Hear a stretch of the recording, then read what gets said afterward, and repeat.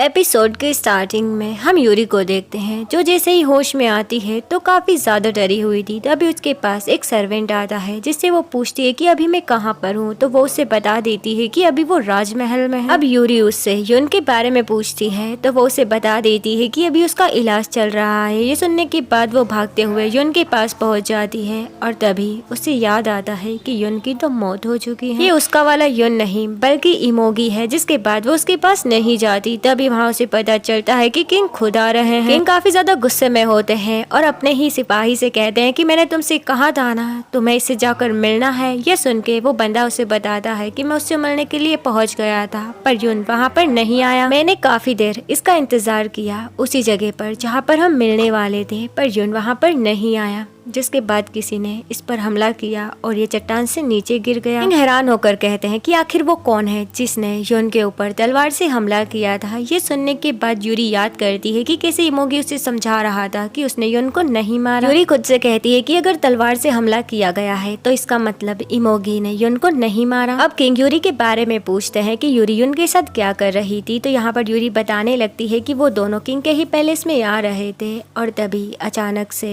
युन को चोट लग जाती है। यूरी ने उसे पट्टी बांधा था और वो जड़ी बूटियां तलाश करने के लिए वहाँ से थोड़ी देर के लिए गायब हो गई थी और तभी युन के साथ ये सब हो गया। ये सुन के साथ वाला सिपाही कहता है कि हाँ, ये लड़की सही कह रही है। यूरी किंग को ये भी बता देती है कि युन यहाँ पर उसे किंग के लिए ग्लास बनवाने के लिए लेकर आ रहा था। वैद किंग से कहते हैं कि अब वो खतरे से बाहर है और युन जल्दी ही होश में आ जाएगा। दूसरी तरफ ये दोनों अभी भी बातें कर रहे होते हैं। तभी वो सर्वेंट उसे बताता है कि हमने युन को जान से मार दिया था पर अभी भी वो जिंदा है। जिंदा होने की न्यूज सुनने के बाद जो हेड होता है वो काफी ज्यादा हैरान होकर कहता है कि ये सब बिल्कुल भी नहीं हो सकता, वो तो किताबी कीड़ा है, भला वो हमारे सिपाहियों को कैसे मार सकता है। अब वो फिर से युन को जान से मारने का ऑर्डर दे देता है। दूसरी तरफ हम राजमाता को देखते हैं जो एक बंदे से मिलने के लिए जाती है, जहाँ पर वो बता रही थी कि हाँ, आपने सही कहा, वो सालों पहले वाला शैतान वापस आ चुका है। राजमाता के सामने बैठा हुआ पर्सन अंधा होता है। वो राजमाता के पास आकर कहता है कि अब आपके पास दो रास्ते हैं, क्या मैं किसी और को चारा बनाकर प्रिंस को हमें सत्ता सौंप दे या फिर मैं खुद जाकर उस शैतान को जान से मार। राजमाता कुछ भी नहीं कहती तो वो पर्सन कहता है कि ठीक है, मैं समझ गया, मुझे क्या करना है। दूसरी तरफ हम उसी बंदे को देखते हैं जो युन को जान से मारने के लिए महल में आ जाता है। चोरी चोरी चुपके चुपके वो उस जगह पर पहुंच जाता है जहाँ पर युन सो रहा था। वो युन को देखकर उसे जान से मारने ही वाला था पर तभी युन खुद उठ जाता है। अब ये युन तो था नहीं, ये तो हमारा इमोगी बाबा था, इसीलिए वो उसके हर एक वार को बड़ी आसानी से हैंडल कर रहा होता है। बस इतना ही नहीं, वो बार बार उसे उठा उठा के पटक भी रहा होता है, इसीलिए काफी ज्यादा शोर भी हो रहा था। बाहर से सिपाही अंदर आ जाते हैं। वो युन के पास आकर कहते हैं कि तुम्हें क्या हुआ है, यहाँ पर इतना ज्यादा शोर क्यों हो रहा था। तभी युन कहता है कि मुझे क्या हो रहा है। उसे काफी ज्यादा खुजली हो रही थी तो वो खुजाने लगता है और तभी उसे पता चलता है कि उसे बहुत ही ज्यादा चोट लगी। वो काफी ज्यादा हैरान हो जाता है। तभी एक सर्वेंट उसके लिए पोरिज लेकर आती है। पोरिज खाने के बाद वो एक अलग ही दुनिया में चला जाता है और उसे वो काफी ज्यादा डिलीशियस भी लगता है। उनको समझ में नहीं आता कि आखिर ये सब क्या है, पर उसे खाना काफी ज्यादा टेस्टी लग रहा था, इतना ज्यादा कि वो एक बड़े से बॉल में पोरिज भरकर सबके सामने बैठकर खा रहा था। सारे ही लोग उसे हैरान होकर देख रहे थे। उन्हें लगता है कि शायद ये पागल हो गया है। इधर इमोगी बाबा खाना खाते हुए रिग्रेट कर रहे होते हैं कि कहाँ मैं हजारों सालों तक तपस्या कर रहा था और ये इंसान के बच्चे इतना ज्यादा टेस्टी खाना खा रहे थे, ये तो मुझे भी खाना चाहिए था यार। सर्वेंट उसे देखकर बातें कर रहे थे कि शायद इसे एमनीजिया हो गया है। तभी हम युन को देखते हैं जिसे यूरी की याद आती है और वो वहाँ से उठकर जाने लगता है। दूसरी तरफ हम यूरी को देखते हैं जो जा रही थी। तभी उसे युन की आवाज सुनाई देती है। दरअसल युन उसे पुकार रहा था। वो उसे अपनी जान बचाने के लिए कहता है। युन की आवाज सुनकर यूरी काफी ज्यादा हैरान हो जाती है, पर वो कैसे भी करके युन को बचाना चाहती थी। उसकी आवाज का पीछा करते हुए वो एक कुएं के पास पहुंच जाती है। युन कहता है कि हाँ, मैं इसी कुएं के अंदर हूँ, आओ यूरी, मुझे बचा लो। जिसके बाद वो अपना हाथ भी ऊपर करता है। यूरी उसकी मदद करने के लिए जैसे ही उसका हाथ पकड़ती है तभी वहाँ एक आत्मा आ जाती है जो उसे अंदर की तरफ खींच लेती है। वो एक बुरी आत्मा थी जो यूरी को पानी में डुबाकर जान से मारने वाली थी। तभी उसे बचाने के लिए वहाँ पर इमोगी बाबा आ जाते हैं। युन यूरी को बचाने की कोशिश करता है और वो बुरी आत्मा अपने बालों से उसके पैर को पकड़ लेती है। ये देखकर इमोगी बाबा अपनी पावर्स का यूज करते हैं और एक लाइट जैसा दिखता है, जिसके बाद वो बुरी आत्मा वहाँ से चली जाती है। यूरी को बचाने के बाद इमोगी बाबा उसे बाहर लेकर आ जाते हैं और इसके लिप्स को बड़े ही ध्यान से देख रहे थे। इसका साफ मतलब था कि वो यूरी की बॉडी की तरफ अट्रैक्ट हो रहा है। जिसके बाद वो कहता है कि इंसानों की आंखें काफी ज्यादा बेशर्म होती हैं, मतलब डर कि ये खुद है और इंसानों को बुरा कह रहा है कुछ भी। तभी यूरी अपनी आंखें खोल देती है और सामने इमोगी बाबा को देखकर जल्दी से उनसे दूर हो जाती है। पर थोड़ी देर तक वो उसे युन ही समझ रही थी, जिसके बाद वो उससे कहती है कि मुझसे दूर चले जाओ, युन कहाँ है, मुझे युन को बचाना होगा। ये सुन के इमोगी बाबा कहते हैं कि युन यहाँ पर नहीं है। यूरी अश्योर करते हुए कहती है कि युन यहीं पर है, मैंने उसकी सोल को यहाँ पर फील किया है, वो इसी महल में मौजूद है। इमोगी बाबा कहते हैं कि युन यहाँ पर नहीं है, मैं तुम्हें ऐसे ही आत्माओं को खाने नहीं दे सकता, 13 साल तक मैंने इसका इंतजार किया है। मतलब इमोगी बाबा तो यही कहना चाहता है कि तुम्हारी बॉडी बस मेरी है यार। तभी उनको दर्द होने लगता है और वो वहीं पर बेहोश हो जाते हैं। पास में काफी सारी बुरी आत्माओं की आवाजें आ रही थी। उसकी हालत खराब देखने के बाद यूरी उसे अपने साथ रूम में लेकर आ जाती है। नेक्स्ट मॉर्निंग हम यूरी को किंग के पास देखते हैं, जहाँ पर किंग कुछ पढ़ने की कोशिश कर रहे थे और वो पढ़ नहीं पाते, जिसके बाद यूरी उन्हें एक लेंस देती है। उसके बाद वो पढ़ पाते हैं। यूरी कहती है कि ठीक है, वो उनके लिए जल्द ही एक ग्लास बना देगी। ये सुन के किंग कहते हैं कि इसकी कोई भी जरूरत नहीं है और अपने पास से ही एक चश्मा निकाल कर उसे पहन लेते हैं। उस चश्मे को देखकर यूरी काफी ज्यादा हैरान हो जाती है। दरअसल वो चश्मा उसी पत्थर से बना हुआ था, जो जादू ही पत्थर उसे उसकी ग्रैंड मदर ने अपनी रक्षा के लिए दिया था। अब वो काफी ज्यादा हैरान होकर सोच रही होती है कि आखिर ये पत्थर राजमहल में क्या कर रहा है, इसके पीछे क्या मिस्ट्री है, वो समझना चाहती है। किंग अबू से वहाँ से जाने के लिए कहते हैं, पर यूरी को उस आत्मा से अभी भी युन का पता पूछना था, इसीलिए वो किंग से कह देती है कि वो कुछ टाइम और यहाँ पर रुककर काम करना चाहती है, जिसके लिए किंग भी फाइनली मान जाते हैं। यूरी बाहर आती है तो उसके साथ कुछ सिपाही थे, जिनसे वो कह देती है कि उसे मार्केट से कुछ सामान लाना है। रास्ते में वो सोच रही थी कि अगर किंग के पास पहले से ही ग्लास था, फिर युन ने मुझे झूठ क्यों बोला, आखिर वो मुझे राजमहल में क्यों लाना चाहता था। यही सोचते सोचते वो आगे की तरफ बढ़ रही थी और डिसाइड करती है कि वो जल्द ही उस आत्मा से युन का पता पूछ लेगी। इधर किंग कहते हैं कि मुझे पता है युन के ऊपर हमला किसने किया होगा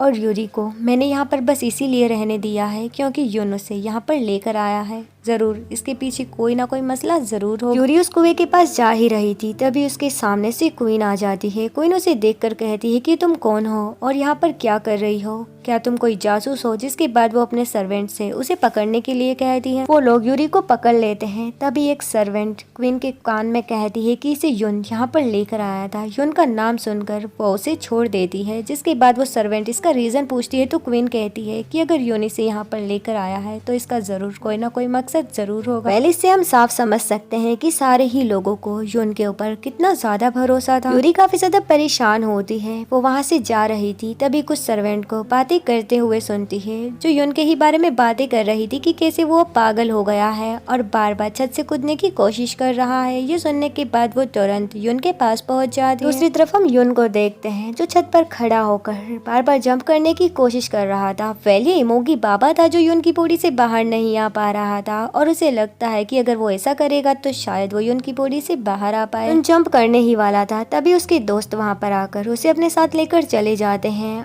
और जिसके बाद यूरी वहाँ पर आती है। तभी वो युन की मदर को देखती है, जिसे वो लेडी बता रही थी कि कैसे उनके बेटे ने ऊपर की टाइल्स ही तोड़ दी। मदर तो बस युन के ही बारे में पूछ रही थी। तभी यूरी वहाँ आकर उस लेडी को पैसे दे देती है और उससे युन के बारे में पूछती है। यहाँ पर युन की मदर भी यूरी को पहचान लेती है। नेक्स्ट सीन में हम युन को देखते हैं, जो बहुत सारा खाना खा रहा था और पहली बार ड्रिंक भी करता है। वो ड्रिंक उसे काफी ज्यादा पसंद आती है और वो फिर से एक दूसरी दुनिया में चला जाता है। तभी उसके सामने यूरी आती है, जिसे देखकर वो खुश हो जाता है। पर वो यूरी से बात कर पाता उससे पहले वहाँ युन की मदर आ जाती है। अब उन्हें तो यही लग रहा था ना कि ये उनका बेटा युन है, इसलिए वो उसका कान पकड़कर उसे अपने साथ ले जाने लगती है। इमोगी बाबा युन की मदर को तो जानते नहीं थे, इसलिए कहते हैं कि आखिर तुम कौन हो और मेरे साथ ऐसा क्यों कर रही हो। वो उसके ऊपर अपनी पावर का यूज करने ही वाला था, पर तभी मदर उसे हक कर लेती है और खुश होकर कहती है कि अच्छा है बेटा, तुम जिंदा हो। इमोगी उन्हें कुछ कर पाता उससे पहले वहाँ पर यूरी यूरी आ जाती है और नेक्स्ट सीन में हम यून को उसके रूम में सोते हुए देखते हैं, जहाँ पर वो अपनी टांगे फैलाकर सो रहा होता है। यूरी उसे सोते हुए देखने के बाद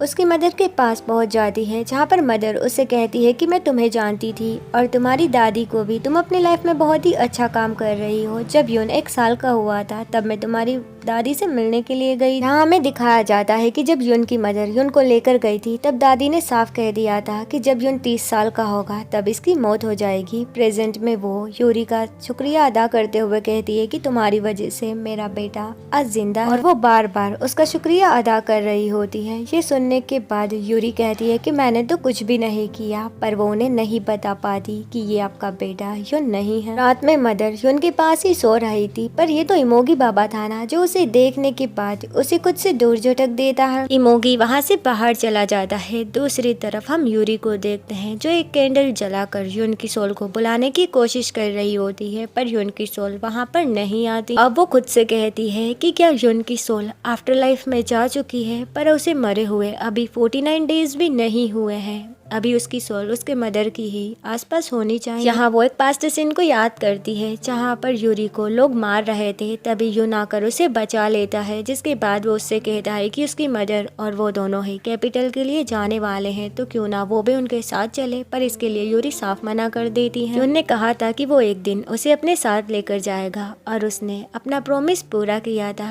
तभी वो यून की सोल को बुलाने की कोशिश कर रही थी। इमोगी वहाँ आ जाता है और कहता है कि यून की सोल यहाँ पर नहीं है, मैंने आसपास सभी जगहों पर चेक कर लिया है। ये सुन के यूरी इमोगी को घूरने लगती है, जिसके बाद वो उसके हार्ट को टच करती है। तो इमोगी कहता है कि तुम ऐसा क्यों कर रही हो, तुम इसके लिए बस एक नॉर्मल पर्सन थी, तुम दोनों के बीच में कुछ भी नहीं था, फिर तुम इसे टच क्यों कर रही हो। यूरी कहती है कि मैं तुम्हें नहीं बल्कि यून के हार्ट को टच कर रही हूँ। अब मुझे समझ में नहीं आ रहा कि मुझे क्या करना चाहिए। जिस पर्सन को मैं सबसे ज्यादा लाइक करती थी और जिस पर्सन से मैं सबसे ज्यादा नफरत करती हूँ, वो दोनों ही मेरे सामने हैं। तुमने सब कुछ बर्बाद कर दिया। यहाँ पर वो इमोगी को काफी ज्यादा कोस रही होती है, जिसके बाद इमोगी कहता है कि तुम्हें जो भी कुछ कहना है तुम कह सकती हो, मुझे कोई भी फर्क नहीं पड़ने वाला। यूरी वहाँ से चली जाती है और हमें पता चलता है कि वो सब तो बस बातें थी। सच में इमोगी को उसकी बातों से फर्क पड़ रहा था। जब यूरी वहाँ से चली जाती है तो वो याद करता है कि कैसे जब वो पहली बार यूरी से मिला था तभी वो उसे पसंद करने लगा था, और तो ये चक्कर है, इसीलिए वो उसकी रक्षा कर रहा है यार बेचारा। ये सब याद करने के बाद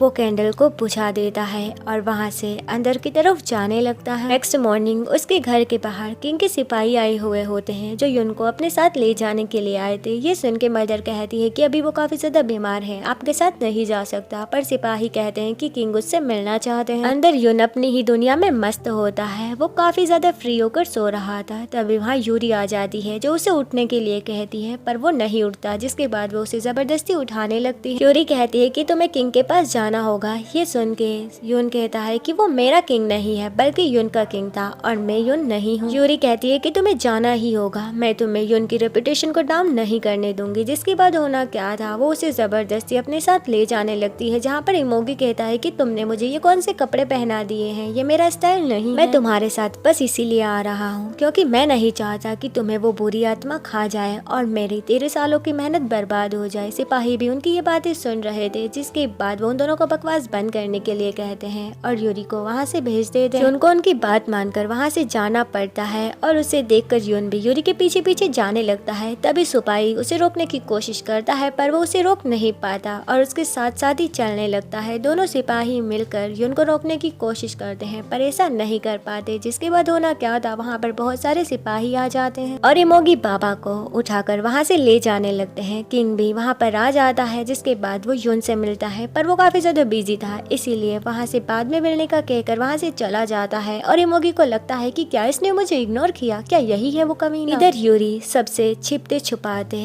उसी कुएं के पास आ जाती है और एक रिचुअल परफॉर्म करने लगती है। थोड़ी देर बाद उसने उस आत्मा को बाहर बुला लिया। यूरी उस आत्मा से पूछती है कि यून की सोल अभी कहाँ पर है। जब वो आत्मा कुछ नहीं बताती तो यूरी उससे बार बार पूछने लगती है, जिसके बाद वो आत्मा कहती है कि वो तुम्हें यहाँ पर नहीं मिलेगा उसे उसने खा लिया है। इधर राजमाता के पास वही अंधा आदमी होता है जो एक रिचुअल परफॉर्म करता है और साथ में एक घंटी को बजा रहा था। वो साउंड सुनने के बाद वो आत्मा वहाँ से नीचे की तरफ जाने लगती है, पर यूरी उसे पकड़ कर रखे हुए। यूरी पूछती है कि पहले बताओ मुझे किसने उसे खा लिया है, मुझे उसका नाम बताओ। जिसके बाद वो आत्मा उसे बताती है कि 8 फीट वाला वो शैतान। जॉन को भी वो एनर्जी फील होने लगती है और तभी हम प्रिंस को देखते हैं जो जैसे ही अपनी आंखों को खोलता है तो उसके अंदर हमें वही शैतान दिखाई देता है। उनको भी पता चल गया था कि 8 फुट वाला वो शैतान अब वापस आ गया है। और इसी के साथ ये एपिसोड यहीं पर खत्म हो जाता है। वेल गाइस, ये देखने से हम समझ ही सकते हैं कि आगे ये कहानी और भी ज्यादा इंटरेस्टिंग होने वाली है। इसी के साथ ये एपिसोड यहीं पर खत्म हो जाता है। आगे की स्टोरी जानने के लिए हमारे साथ बने रहिए।